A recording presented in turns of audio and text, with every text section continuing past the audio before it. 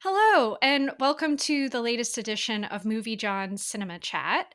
Each episode, a couple of movie genres chat about the only thing that matters, movies. And I'm the old sport, Rosalie Kicks, editor-in-chief of MovieJawn, and today I'm joined by my fellow co-host, staff writer, the cinematic maniac. Nick Nelson. Hey, Kicks, how's it going? Good. So, this is our second episode in a series of chats about the latest Turner Classic Movies book, and I did remember to bring it today. TCM Imports. Yep. Everybody go buy it. Flipping through it, I love all the pictures that it has, and also the essays are fantastic. And in our first episode, we talked about the 1973 Japanese action flick Lady Snowblood, which is now one of our favorites. Absolutely. And Nikk did a great job about Alicia's book. If you go check out MovieJawn.com, it was back in April when the book was released, and he referred to it as a cinematic passport to adventure and the perfect textbook to help you discover films from around the world. So that's what we're doing here. We're watching movies we've meant to watch for a long time. And today we're traveling to the Netherlands to discuss the 1988 psychological thriller, The Vanishing.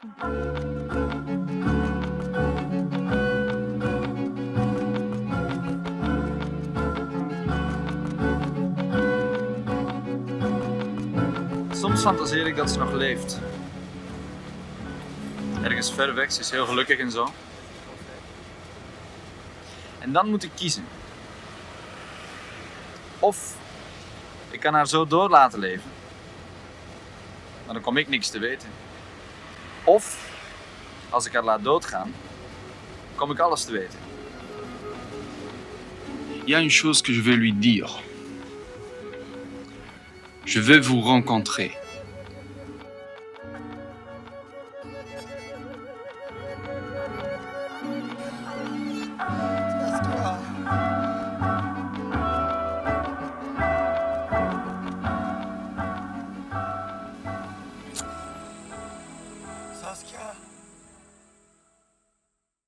Yeah, because this one I had seen, it's been quite some time, and I just revisited for the purpose of this episode.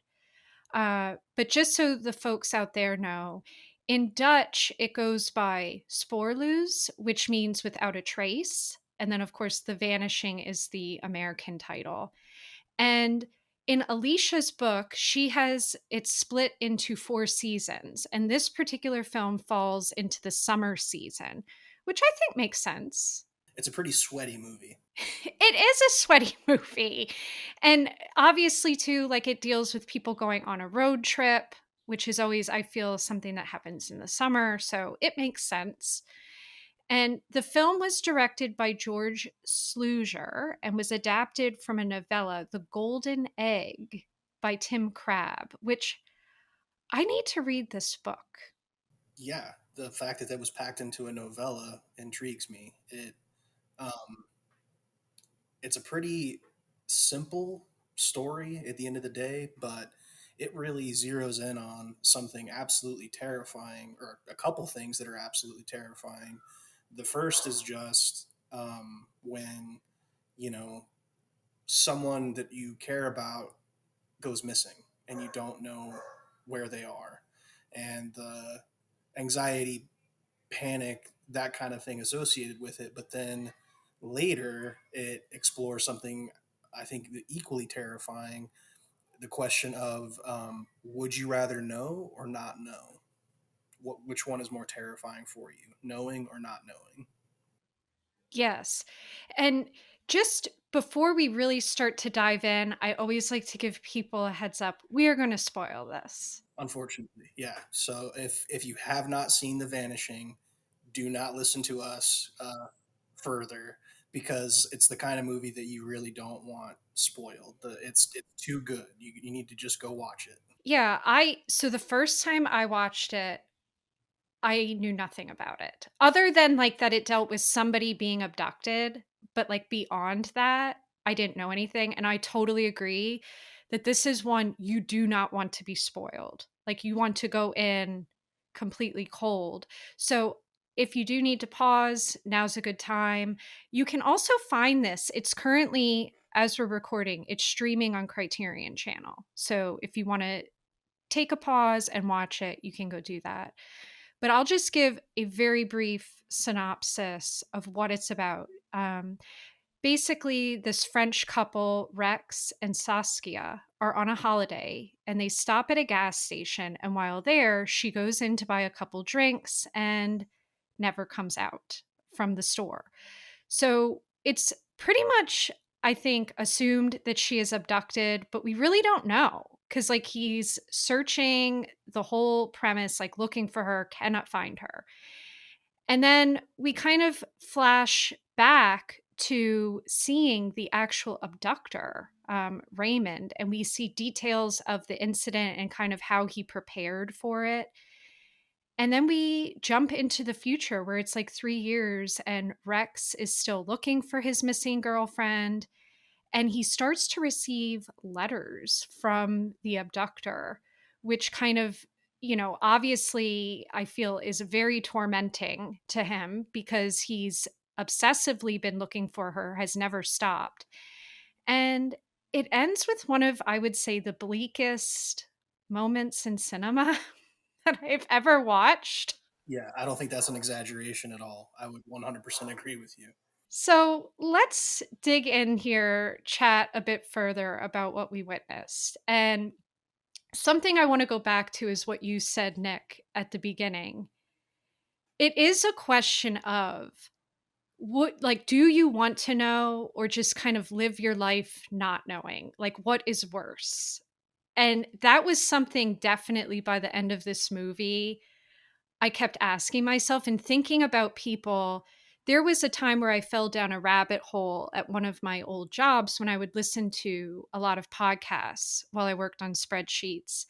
And I listened to this like podcast that would talk about missing children, and they would interview like the parents of that of the kids that were missing. And I just couldn't, it was like so emotional to listen to because these people just never knew what happened to their kid. It's terrifying. Absolutely. Being a stepdad now for almost 4 years, I can confirm I cannot think of anything more terrifying than one of the girls just suddenly going missing. There would be nothing worse.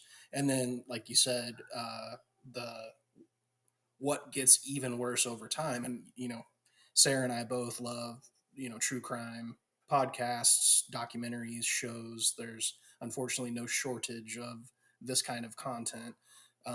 But it's when they interview parents, siblings, friends, it's the not knowing that's the worst part. And you really start to almost, or at least for me, I kind of really start meditating and really really thinking about fates that are worse than death. Like, if you at least knew for a fact that they were dead, that's something that at least allows you to kind of grieve and move on. But to never know. I completely agree because, and the other thing I kind of remember from listening to this podcast, there was a family that did eventually find out like what happened to the child. And what was wild was when they were searching for the child, they were searching like far and wide. And in reality, like, no, the child was taken like literally in their backyard. And then basically it was someone in the community that had done it. And just kind of, thinking back on this and comparing it to the film, like you're often thinking like, oh, someone took them and they took them very far away. But in reality, like they might just be like up the street. And that's what I think is so scary. And to go along with what you just said, in Alicia's book, so she has like a quote from one of the characters at the start of her essay. And it's basically what you just said. The character Raymond, who is the abductor in the film, says, I logically conceived the most horrible deed that I could envision right at that moment. But I want you to know, for me, killing is not the worst thing. So, yeah, it's definitely that unknown of like what happened to them. Uh, but when the movie opens, so the couple, they're in the car driving, and she's telling Rex about a dream she keeps having where she's drifting through space in a golden egg. And the most recent version of the dream, she describes there being another egg containing another person. And she feels that the collision that happens between these two eggs signifies something.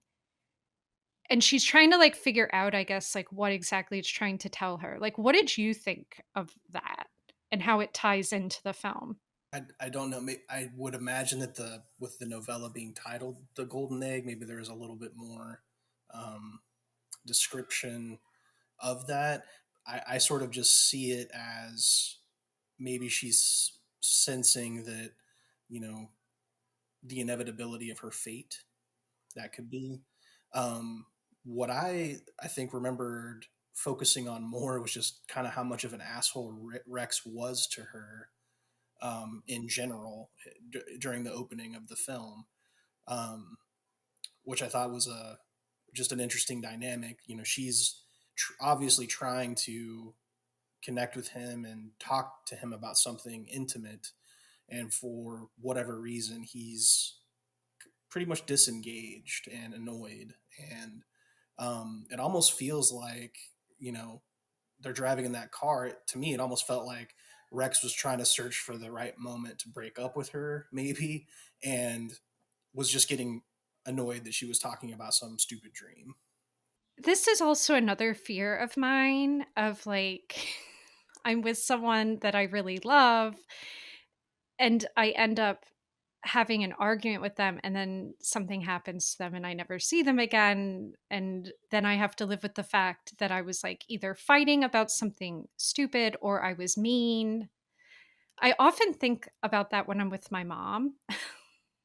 Like I never want to leave my mom where it's like open ended or like we're arguing about something, cuz it scares me. I'm like, what if that's the last time I see her? What and the fact that the film it's sort of it's got this multiple layer. It's like a lasagna of terror, just because it also explores that of like, you know, because when Saskia disappears, they were basically fighting. Like she left trying to do something nice for him, like, hey, you know, let me go inside and get you a soda. But he was a dick to her, and you know, so then when she winds up missing, there's this real that emotion is also sitting there of like, you know, not only is he obviously terrified that she's now missing, but he's going to have to live with the fact that if, you know, and we catch up to him 3 years later, that the last time he saw her, he was pretty mean to her. Yeah. Yeah. So it's like he's living with obviously this unknown. He doesn't know where she went and he can do really nothing about it. And then he was awful. He was an awful person to her. And now he has like all of these unresolved issues. Uh, so I was reading, apparently, the author of the novella. He apparently tried to write the script with the director. And in short, the director, he didn't think it was like terrible, but he wasn't pleased with how things were going. So he essentially informed the guy, like, hey, I bought the rights to this book. I'm going to write the script. Like, you can see yourself out. And I I did read though, like there wasn't much change with the overall story except that you get to learn more about each character like through the flashbacks, and you get to spend more time like when Rex and the abductor finally do meet, like you get more of that story. And I guess I was just wondering, like, what do you think about that? I know we haven't read the book, but I think all of those scenes were really interesting, and just the overall structure of how the film was put together was interesting. I would agree with that. Um, yeah, I mean, as most people know, writing a novella, writing a screenplay, two totally different things that kind of call for two totally different skill sets. So I'm sure George just was trying to tell him as gently as possible, like, this isn't your wheelhouse. This is more my thing, and we'll figure it out. And they ended up, it looks like, collaborating on the American version of The Vanishing, which we can talk about later. But no, I loved um, the structure because and maybe I like at first, I don't know about you, but when we're introduced to the abductor, and of course I'm forgetting his name off the top of my head, Oh, Raymond. you kind of, you're not putting it to you. You're kind of, or at least I was a little confused on, like, why are we jumping to this character? Who is this guy? And then there's just this slow build that you see of him trying to figure out how to kidnap someone, and you kind of get ahead of it a little bit, and you're like, oh my god, this is the guy that snatches Saskia. And it's really great storytelling, um, because it's just that slow reveal, and then you start to get to know him enough that you almost start to identify with him or empathize with him a little bit. He even gets to that point. I think my favorite scene is, he's out when he's out with his family, and they're taking a walk, and they come across a boy who is drowning in a, I don't know if it's a river, but like a body of water, and he jumps in and saves him. And you really have to, the movie really doesn't let you make a simple moral judgment. It's not like, this guy's the villain, you're going to hate him and he's completely evil.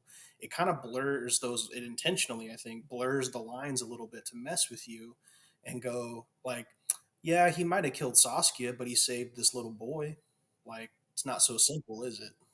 Right. It does, it's confusing, and it really makes the audience forced to think about, I guess, their feelings on this guy, because like you said, it's not very black and white. Like, you're not, he's awful, but he's not. So, and obviously you also get some scenes with him and his daughter and his wife, and it's like, no, he's just a family guy. Behind closed doors, we're showing him to be a good husband and a good father, and but then, he's just got this incredibly dark thing that he does. And yeah, it's not, it really isn't, it's one of those movies, and it's just no wonder Alicia chose it to put in the book.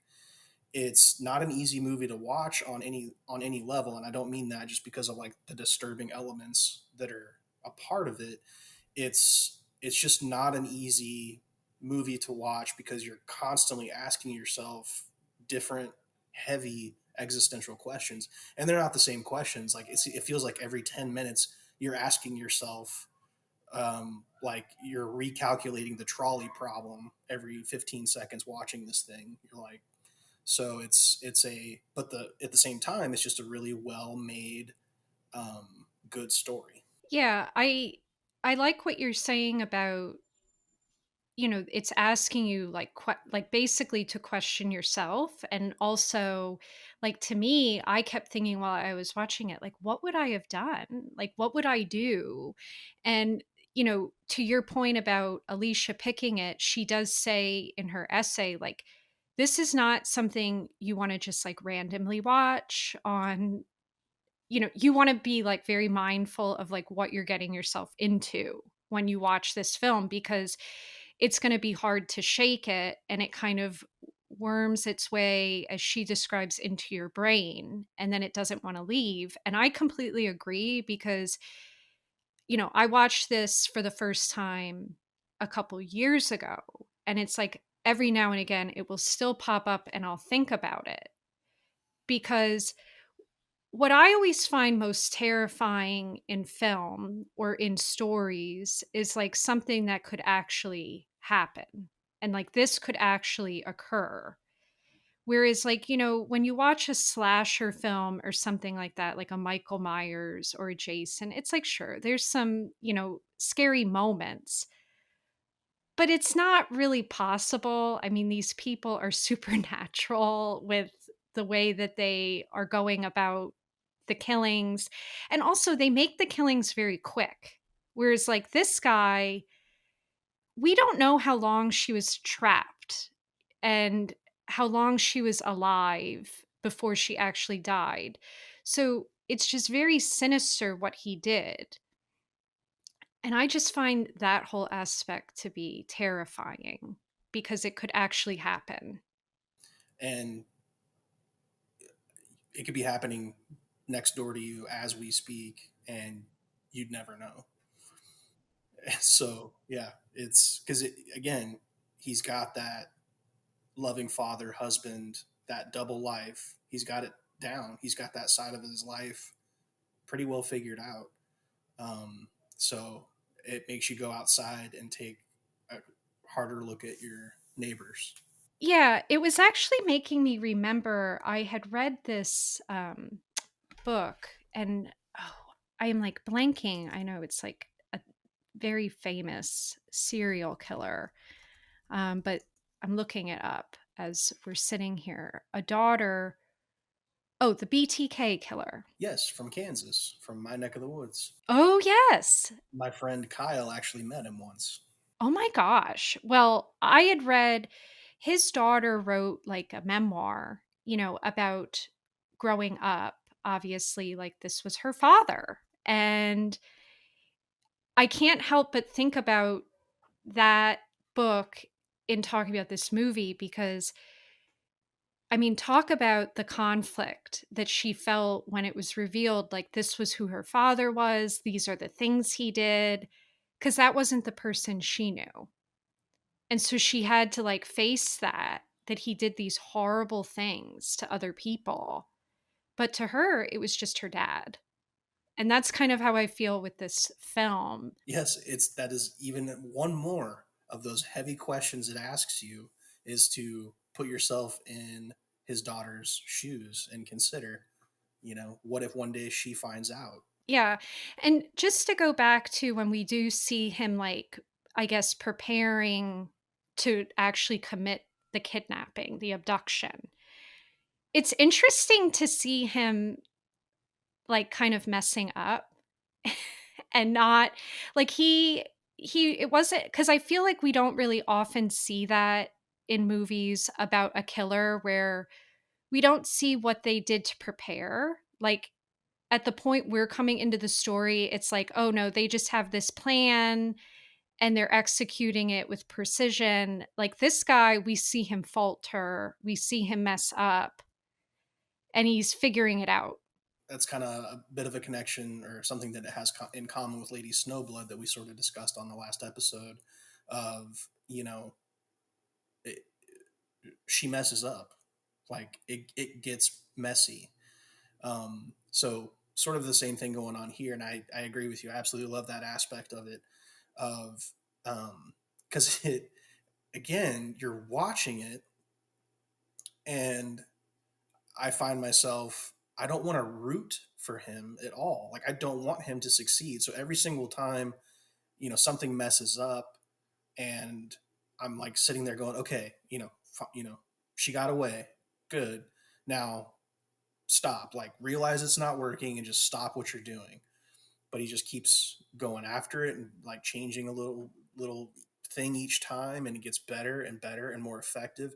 And that build is terrifying because he's going to be successful at a certain point. Right.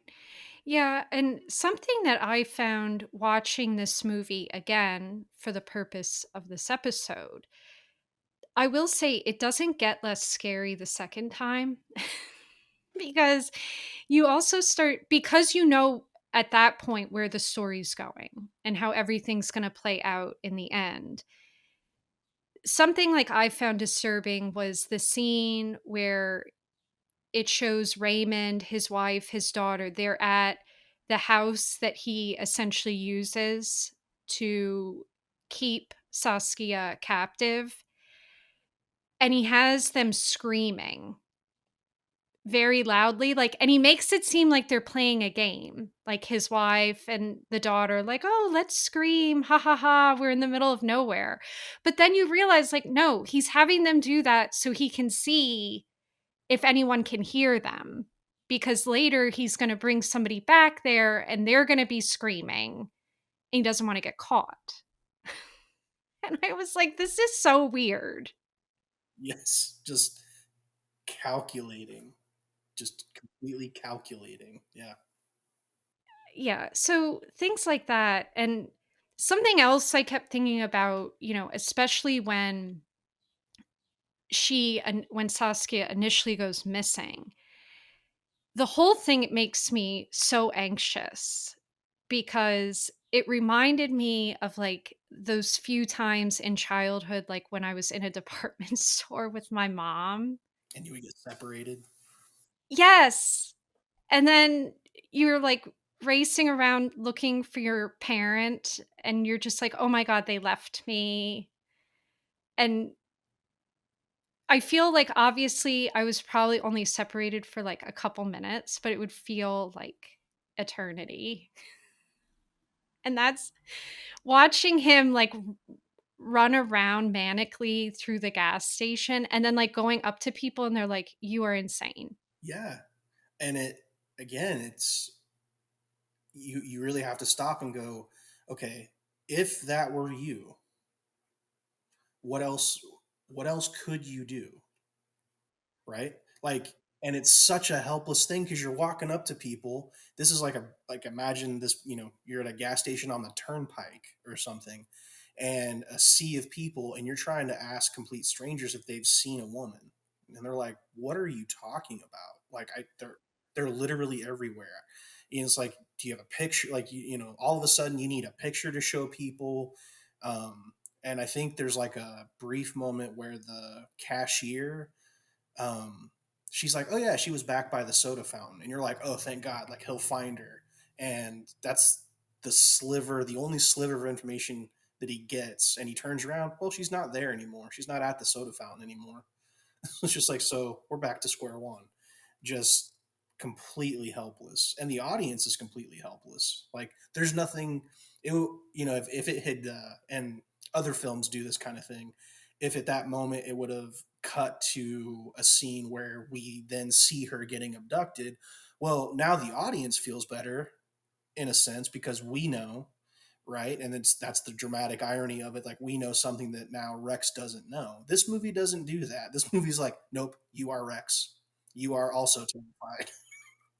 I was thinking that too, how it really doesn't reveal, well, it's a very slow build to revealing things. And even when we do finally see, like, okay, Raymond abducted her, we still don't know what happened.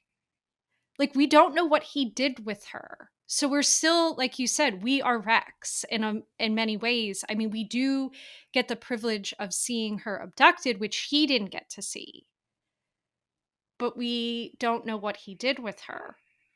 And so you spend a lot of the film. That's why I'm thinking, as much as painful as it may be to rewatch it again, it is like a different rewatch because I feel in the first watch your mind is just going so many places, like what happened to her, where is she, I need to know. But in the second watch you know how it all plays out. But you don't feel any better because you're like, right now, you know exactly what's happening to her. And it's of no, it's almost, it's a different kind of worse. It's just sort of like, well, I know exactly where she is and what's happening to her right now. Right. So, to kind of go back to it being just so terrifying. One of the things that I found interesting was, I guess, when Stanley Kubrick watched this movie, he like immediately had to track the director down. And I think talk to him about editing, if I remember right. Yes, and like just talk about the picture, like overall, how it was put together, because he felt it was the most terrifying film he's ever watched. And like coming from someone like him, just like I can't imagine that conversation. It was probably so interesting. Um, but I know you're like huge into horror. Like, do you feel that this kind of tops your list of like scariest movie? Well, see, that's actually a really good question. Um, because it's hard to classify it as a horror movie because it doesn't have a lot of the traditional tropes. It's got more of a signature kind of like of Alfred Hitchcock. Um, it's more of a Hitchcockian type thing, which a lot of those, you could call psycho horror. Um, but he also makes a lot more films that are thrillers or suspense. This is just a deeply unsettling movie. I guess you might, if you had to put a label on it, like psychological horror. But it's just, if somebody, because a question that'll float around a lot of times in the horror community is you'll see somebody post something and say, um, recommend a movie that will scare the life out of me, and you'll see, all the answers you expect to see. Oh, the Shining or Silence of the Lambs. I will recommend this movie unironically, and I will say, if you really want to be scared, terrified, watch The Vanishing. I want to go back to what you were saying about traditional horror, because something that it definitely does not have is like the blood, the gore. Like that doesn't exist in this film. There is nothing graphic per se. No, not really. I mean, obviously, the events and like what's actually happening is very graphic, but no, there's no. I'm I'm racking my brain. I think there's like little to no blood ever. Which I like that you compared it to Hitchcock, because personally, that's something that I always find to be more scary in film, are the things that I don't see, but I thought I saw, or like I imagine it based on like the sounds that I'm hearing. And something that I always think of when I'm describing this sort of thing is like in Rosemary's Baby at the end, you never see the baby. But it's interesting because after people watch the movie, they were like describing the baby. You never see it. It's just afterwards you've like imagined what the baby looks like, and you create this whole picture in your mind.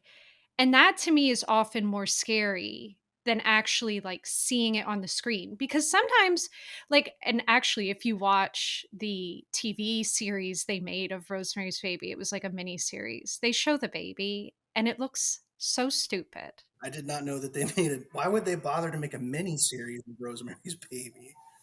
So that was I watched it during COVID, and I definitely drank a lot of wine while watching it because it was like actively making me angry. Like watching it. It is so bad. It's so bad.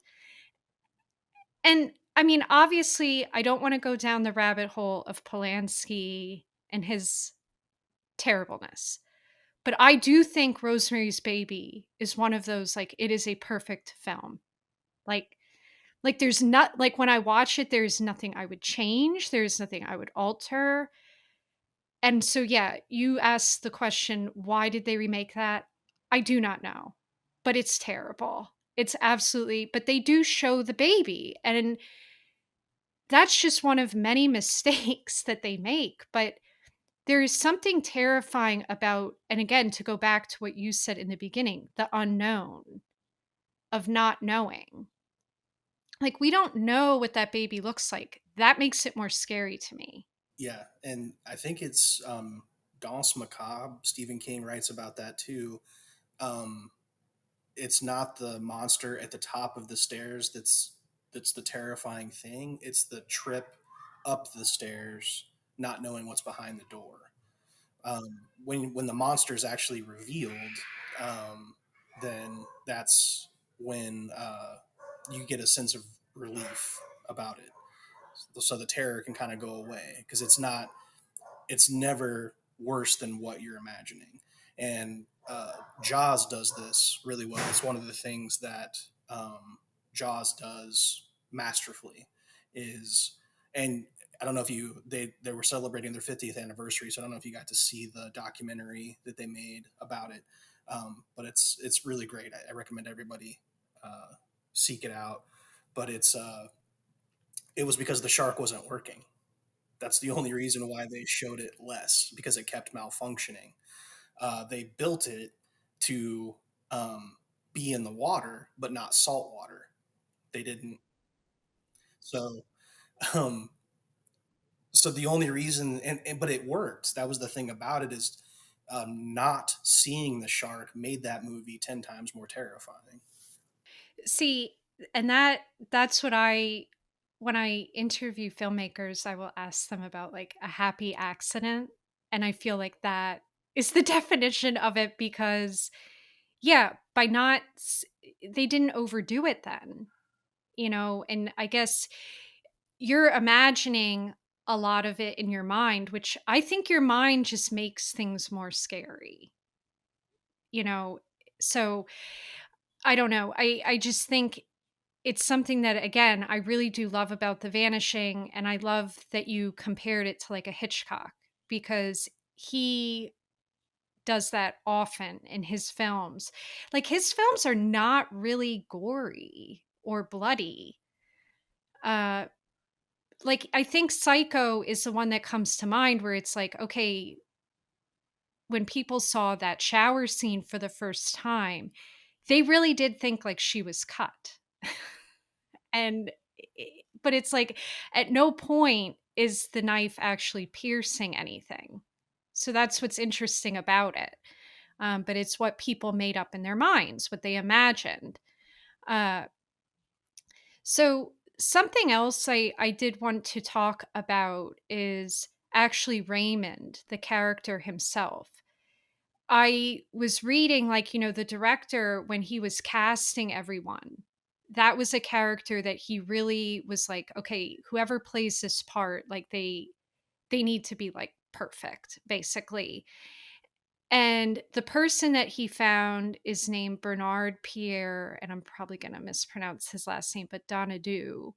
And apparently he knew him as an extra from a movie that Slusser had made before called Twice a Woman. And I do have to seek that out because I learned it has Anthony Perkins in it, and I love Anthony Perkins. But I guess Bernard was an extra in that film, and he had a moment in the film where he threw away a cigarette, and the director said he remembered the way in which he threw the cigarette away because it like defined the whole character. And so he like remembered that moment, and then he called him in to audition for Raymond because he just felt like the guy understood like mannerisms, how to portray the character on screen. Because there is something, as you said, about Raymond is so unsettling is he does seem like a nice guy. Somehow, I'm more scared of. No, it's true. I am more scared of Raymond and that character than I am of Hannibal Lecter. Because they share a lot of similarities as far as they're charming, sort of unassuming, intelligent. But there is something I find even more unsettling about Raymond versus Hannibal Lecter. And as far as the performances go, I would put the performances, complementary to each other. I think they're both really great performances. I agree. I like that comparison of saying about Hannibal because they're both very, like, both the characters are charismatic, they seem personable, and I guess that's partly how they get away with these things because they have these two distinct sides of their personality. I didn't know if you came across in your research. Apparently, they submitted this to the Academy that year in the Best Foreign Film category representing the Netherlands, but they were disqualified because the Academy decided there was too much French language in the film so that it wasn't an adequate representation of the Netherlands. And I really wondered, I was like, man, if that had been allowed to, I wonder if it would have nabbed, I think it would have nabbed a couple of Oscars. I really think it's the, the performance by that actor and just the film overall. If Silence of the Lambs could win, I think The Vanishing could have too. Yeah, I did see something about that, and it just added to my disdain of the Academy. But again, that's probably a whole other topic. But I agree, like, it definitely is award worthy. Something I guess that didn't surprise me, but was just like, wow. So this was made in 1988. And apparently, it was playing like the film festival circuit. It took a while for it to sell. And it doesn't really surprise me given like it's so bleak that people probably purchasing it were like, I don't know who is going to want to watch this. Because obviously you don't leave at the end of the film in a good place. It takes you on an emotional roller coaster. Yes. And if you're talking about the 80s, this was um, the decade of happy endings were required in American cinema. And we can talk about the American version of The Vanishing whenever you're ready. Yeah, I think this is a perfect segue to that. I can imagine trying to sell The Vanishing in American markets in 1988. Good luck to you. Um, Thankfully, somebody finally saw the genius of it, and the rest is history. But I can imagine what a couple of those meetings were like, where you know a studio executive or somebody was just like, "There's no way we're putting this in theaters and showing people this movie. There's no way." Basically, it feels like this became a hit after the fact, as people started discovering it. And obviously, at some point, Hollywood noticed because they did produce a remake, which came out in 1993.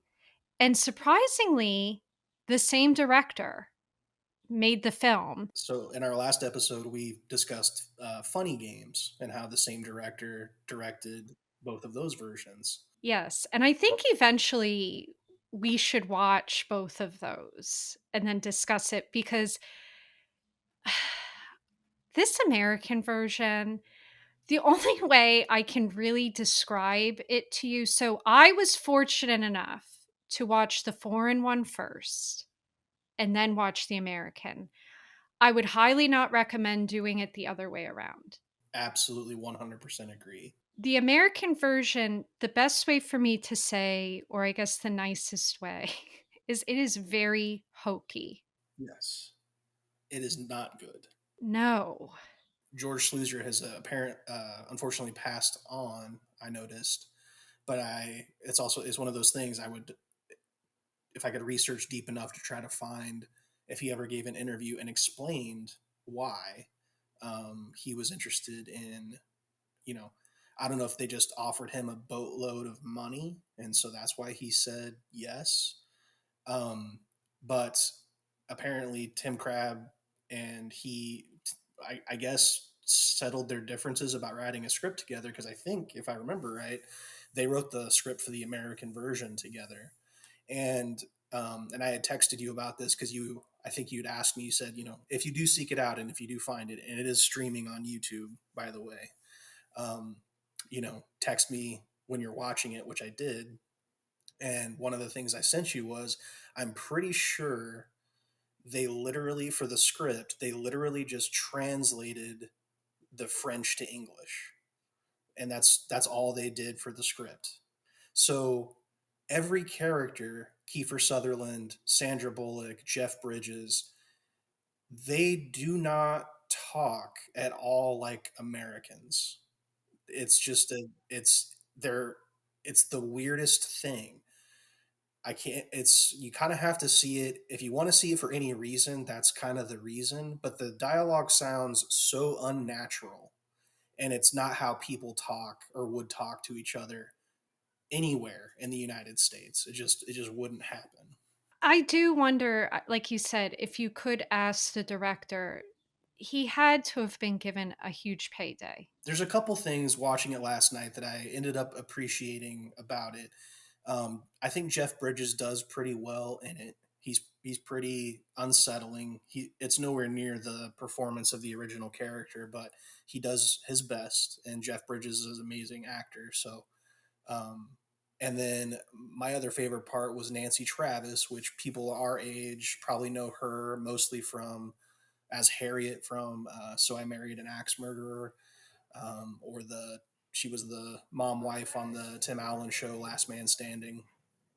I think she's pretty good in this, but it does the 1980s American happy ending. It's not a bleak ending, and has a lot more blood in it than the original as well, which was an interesting choice.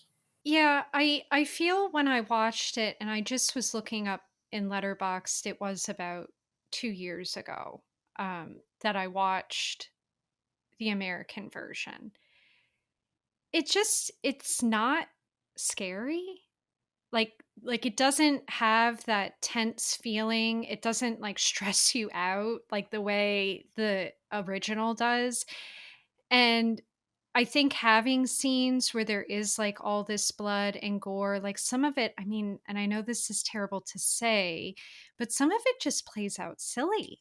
Like, and to your point, the way that the dialogue, it's very distracting because it's not the way people from the US would speak. So you kind of get lost in that. And yeah, like there's just so many issues. I also don't really care for the pacing. Like there it's just I don't know, it's like night and day even though they're the same it's the same story, but like you said, the ending is drastically different and not good. Like the ending is not good at all. It's the original movie with kind of a happy ending, and that just destroys the movie. It's not supposed to be a happy ending. So yeah, like I said, I'd really be interested if I can find it somewhere. Um, if it was studio pressure, if maybe there's an alternate version that exists somewhere where they kept the original ending, you know? Yeah, I almost took the ending as definitely coming from like a studio executive or pressure saying, no, this needs to end this way. And then at that point, the director's just like, F it, do what you want. Like, I'm out, and that be that. Cause yeah, I just think about the original and the way when the movie ends, it's just like, oh my God. And then you think he's probably going to do it again. Yeah, exactly. Like, absolutely. Why wouldn't he? Why wouldn't he? Because he got away. He's kind of perfected his method, and it'll just Which, before we go, I did want to ask you to go back to what did you think when Raymond met Rex? And like the two of them talking, and then Raymond slowly like revealing, like, this is what I did. However, the only way you're going to understand is if you experience it. Like, what did you think of all of that? yes. And again, the movie does a really good job of saying to the audience, you're Rex. You are Rex. And that's what I sat with. And I really had to think about it. I'm like, again, kind of what I talked about at the top of the episode, what's worse, knowing or not knowing? And that's the question that Raymond poses to Rex. And it's, again, just one of those, such an unsettling scene and a dynamic where Raymond is not cackling, he's not, um, really taunting him. He's just sort of, it's just a simple question he's asking him. Do you want to know or do you not want to know? And then to see Rex, that moment with the, whether, is he going to drink the coffee or not? It's a tormenting moment because you don't want him to. You want him, on the one hand, you want him just to be okay, just as, just accept it. She's gone. In your heart she's dead. So just walk away. Just get out of there. And but you also at the same time you're like, yeah, but how would you live? What kind of life could you still have in the not knowing? And I think Raymond even says in the moment, like, too, he's like, this is the only chance. Like, if you don't do this now, you'll never see me again. He does. And but honestly though, I don't know if I buy that. Because, well, first of all, Raymond, I think, knows, like, this guy, he's going to drink this poison coffee. Like, because he is in control of the whole scenario. What is just so unsettling to me and just shows how sinister that Raymond is. He let this guy go a few years searching for her and, like, hanging up posters. And then he contacts him 3 years later. He starts to play this game. It's just very sick.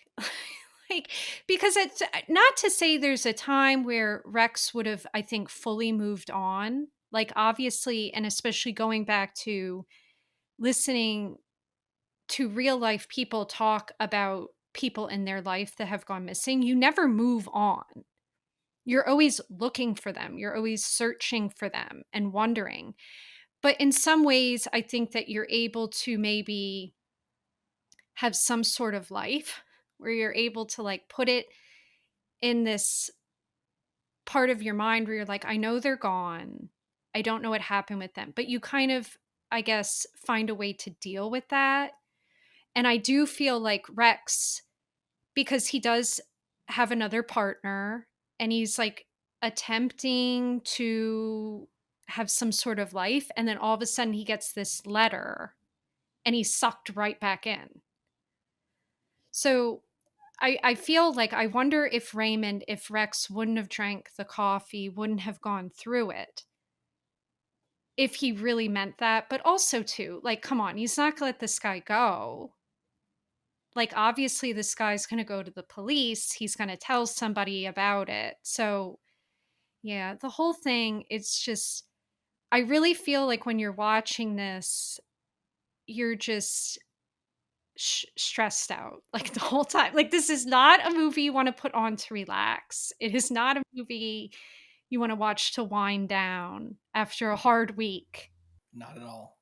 You have to, I would very much recommend emotionally preparing yourself before watching that. And that moment that you talked about with Rex, that the question that Raymond is really asking him, and you kind of know it, and Rex knows it too. The real question he's asking him is, "Are you ready to die? Have you suffered enough? Are you ready to die?" And Rex ultimately says, "You know what? Yeah, I am." Yeah, I like that you just said that because I didn't really think about it in that way.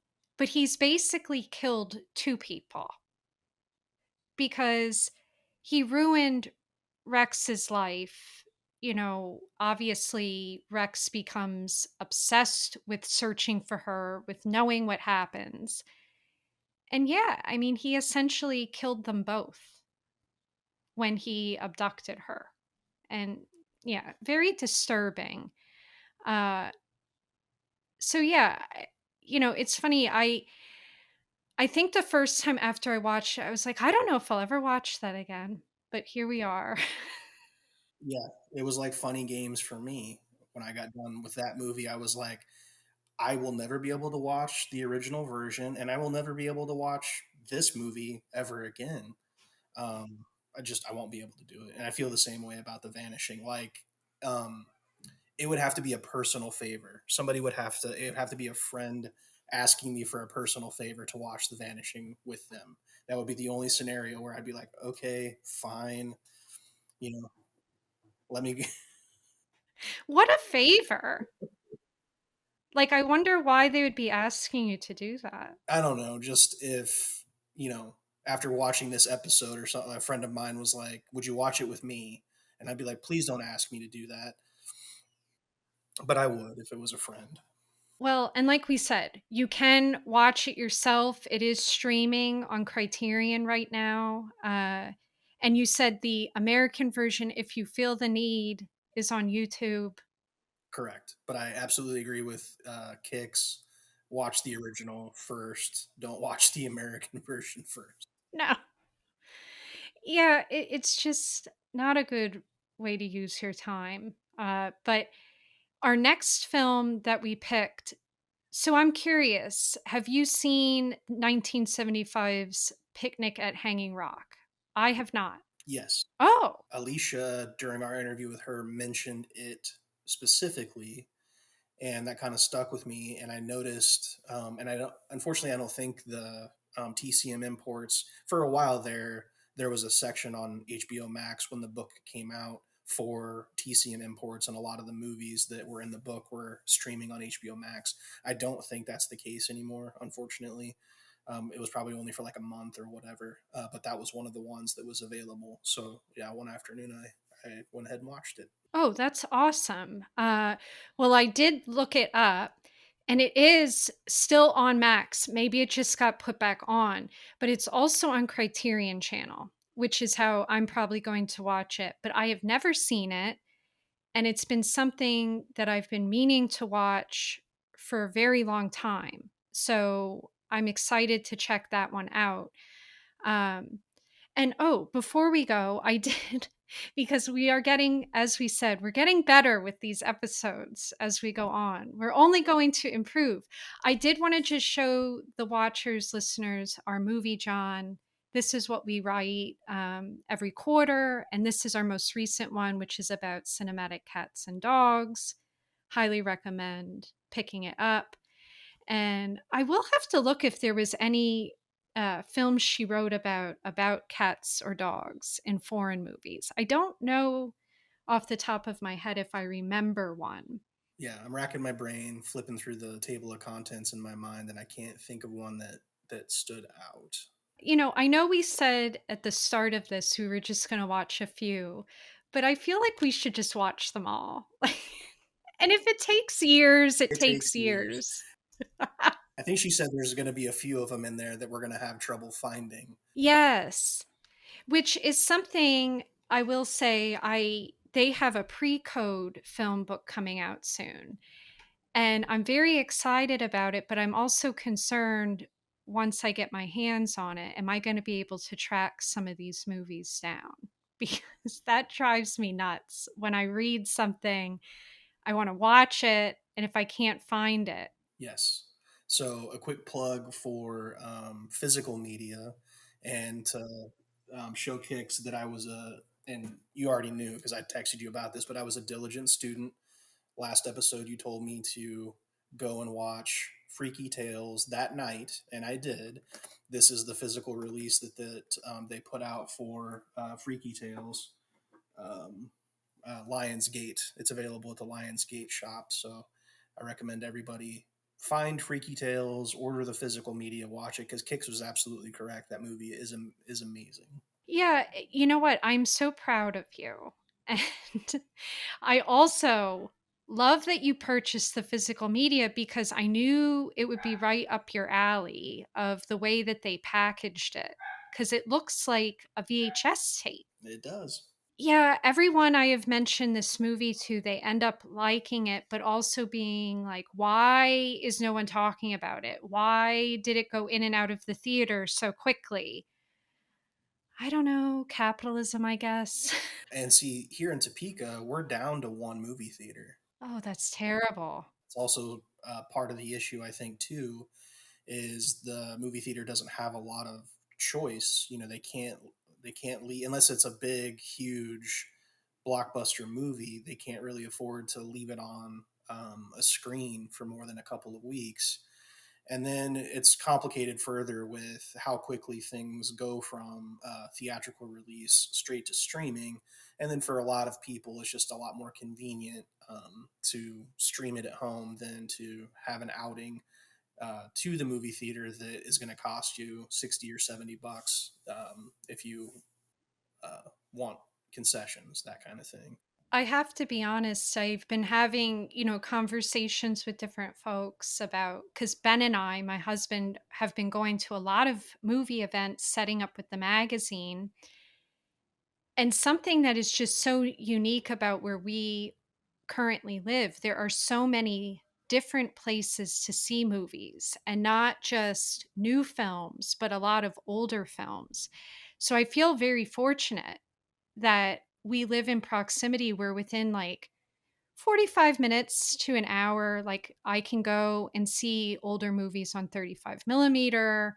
And then right here in the city, they're playing older things as well, which is like I can ride my bike to. So I can't imagine only having one cinema, but I know that that's a problem in a lot of areas where there's just one place and they often just show newer things. They're not showing anything older.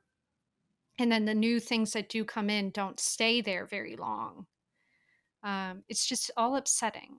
Growing up in Kansas my whole life, this is also not the first time that I've faced that sort of dynamic, um, because it wasn't until Netflix came along in the early 2000s.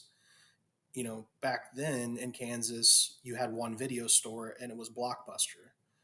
And you were running into the same problem. You know, they would have all of the new things, but if you wanted to discover anything different, usually it wasn't in stock. They didn't order it.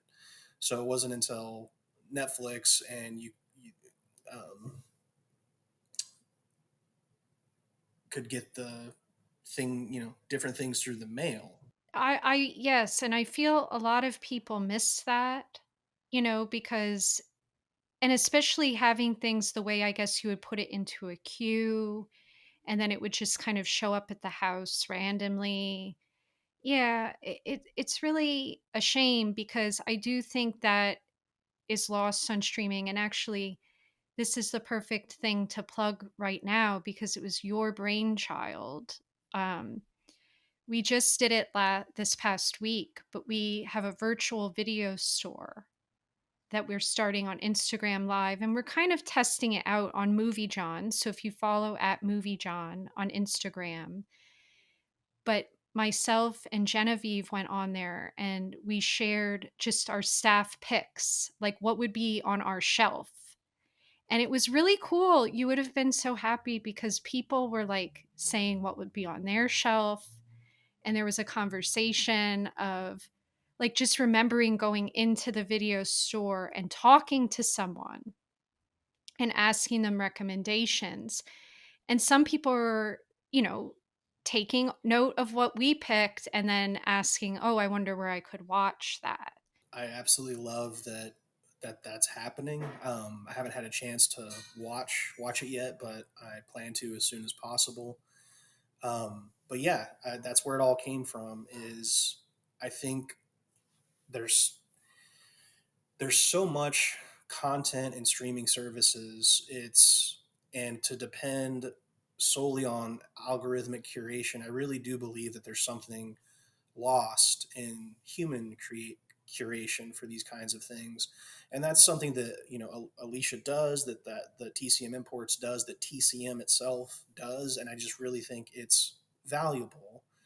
Um, there just feels like such a disconnectedness in our society, and any excuse to come together and talk to a live person about these things. I just really hope we can keep doing that, because I really believe it's important. Yeah, and I think that's a perfect way to end the episode. I think, go out, buy the book, because obviously she put a lot of time and effort into curating this. And I mean, so far we are 2 for 2. We have watched 2 films from it, and both of them were excellent. So can't recommend it enough. And yeah, make sure to tune in next time. We're going to talk about Picnic at Hanging Rock. And until then, watch more movies. Bye.